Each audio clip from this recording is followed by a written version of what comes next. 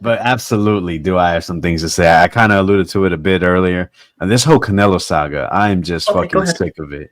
You know, Canelo Alvarez, one of the greatest fighters we've seen, what, in the past 20, 15 years, right? Let's say. What is it, 2024? He's been on the scene Yep. since what, 2008? So yeah, we'll give him that 15 to 20 years. I mean, the man that's given us, fights that the business didn't want him to do. The Austin Trout fight, the business didn't want him to do that. When he fought Edeslani Lara, the business didn't want that.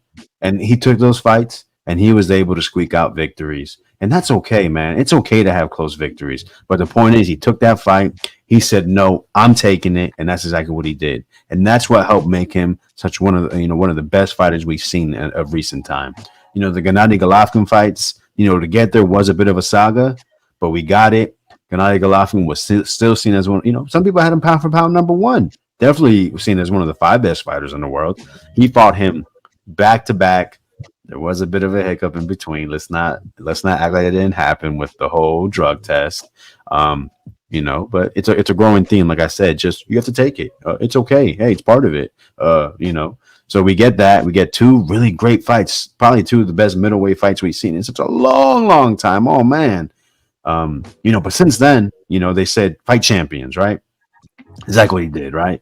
Went to 168, undisputed it. Fought champion, Callum Smith, gets a mandatory, which, mandatories are good, right? Abney Yildirim fights Billy Joe after that. 3 fights in 5 months or something like that? Something nuts. Wow.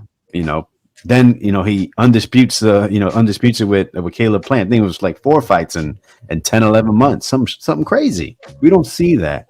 Something else he gave us that we just don't see with these top fighters. Man, Canelo Alvarez was already a Hall of Famer after doing that. Since then, we get what? The Bivol fight. A fight people didn't want, but tough fight. Loses. All right. Triple G3. What the fuck? Like, who the hell wanted to see that?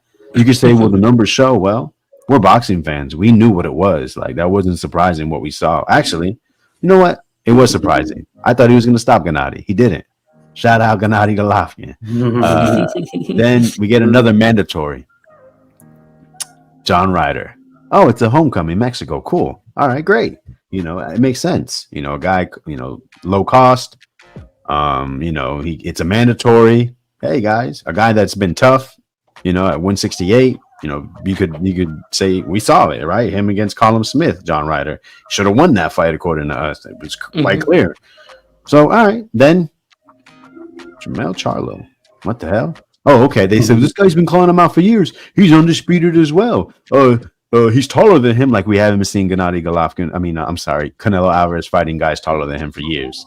Oh yeah, man, he might give him some issues. Fucking, what was that shit? Like 11-1 with a knockdown, 10-2 with a knockdown. Not surprising.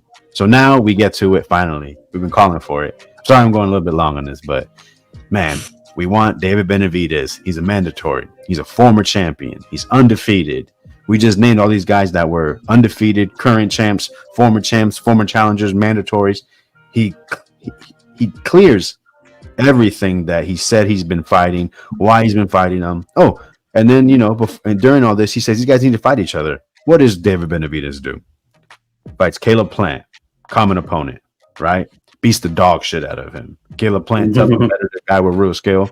But man, David Benavidez was really putting a whooping on him, especially towards the end of that fight. Then he fights Demetrius Andrade, undefeated, 2-weight champion, right? A guy that, like Jamel Charlo, was chasing, right? Quote unquote chasing Canelo Alvarez. David Benavidez takes him on, stops him, makes the man say he doesn't want any more on the stool. So why are we not getting this fight? Because Canelo Alvarez doesn't fucking want it. Point blank, period. Now it's about the business of boxing. It's not the best for business.